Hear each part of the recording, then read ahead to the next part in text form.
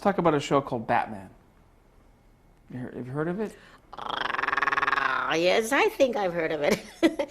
Every time somebody sees me, or particularly children, parents are introducing me to their kids, they're saying, do you know who, and I know the kids don't know who I am. Unless now they know Emperor's New Groove, where she plays the voice of Yzma. Pull the lever, you haven't seen that. As a matter of fact, I won the best voice of the animated films. I have an award for that. I finally got something. With Batman, I don't even know how it came about. But it was 1968, latter part of 1968.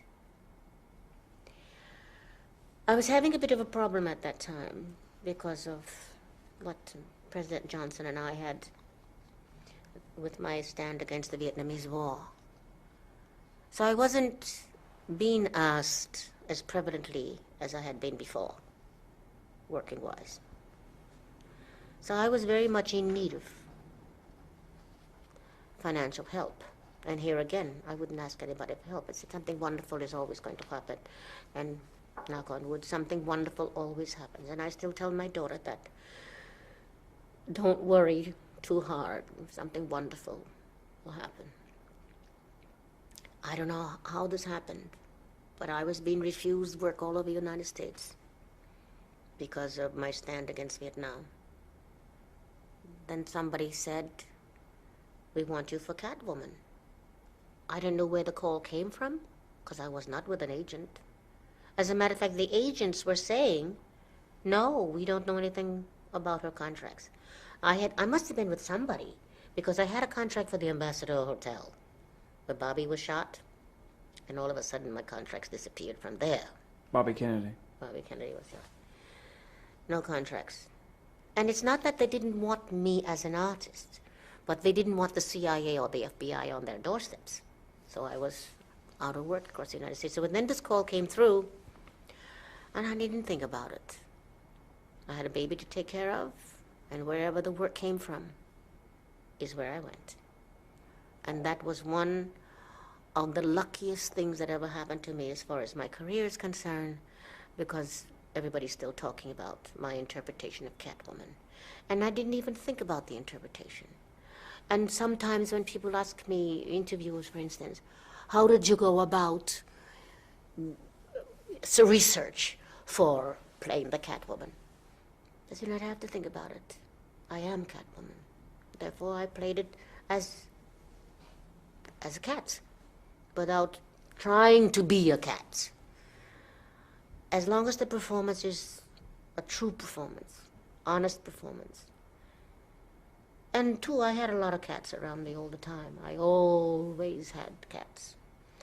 And cats to me are very independent and very unreliable because you never know if they're going to scratch you or kiss you. So it was not a difficult part for me to do, but I'm very glad that it came about. And I still don't know who was the casting person who said Eartha Kitt for Catwoman.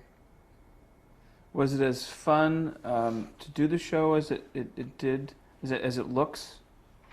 Oh, it was fun for me, as I loved working with Cesar Romero. And Pierre Salinger, who was my lawyer at the time. Now, one day, they came to me, and they said, do you know how to drive a stick-shift car? I don't know how to drive a stick-shift car. But I didn't say yes, I didn't say no. I said, why are you asking me this question? The gentleman didn't say anything to me, but he took me to this hangar where they keep airplanes and things like that. And this car was laid out like a puzzle.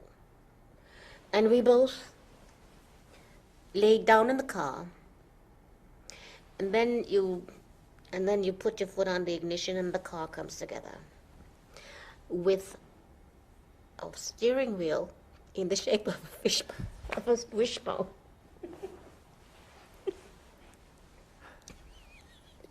It had a tail and the lights with eyelashes that went from here to Timbuktu. It's a very funny car, but I was very quiet. I didn't say anything. He drove me around the hangar. the bull bought, and I don't know what. And he came back and he said, this is your first scene in the morning in front of the camera. He still doesn't know if I can drive this thing or not.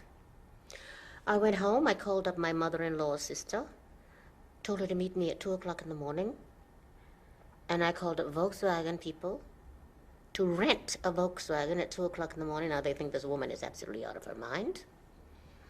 But I don't know how many words I used, talking as fast as I could to explain to them this is what I had to do, and I have to have this car, and then Evelyn came at 2 o'clock in the morning, and we were on Sunset Boulevard learning how to drive a stick-shift car. When I went to the studio the next morning, zoom, zoom, zoom, boom, I was gone. What a wonderful experience, because I didn't say yes, I didn't say no, I did it. This is one of the things that I always try to teach the young people today. If you have something to do and you think it's difficult, it's going to be difficult. But if you don't think it's difficult, try it. You may find it's not difficult. Just do it. I mean, within reason. We're talking common sense here. But I don't think we have that kind of chutzpah in people anymore. They do crazy, stupid things, like with Jamie Dean going off in this Porsche and killing himself and all of that sort of thing, you know. Challenging destiny. You don't do stupid things like that. But I mean, common sense things. You do it. You don't think about it. Just do it.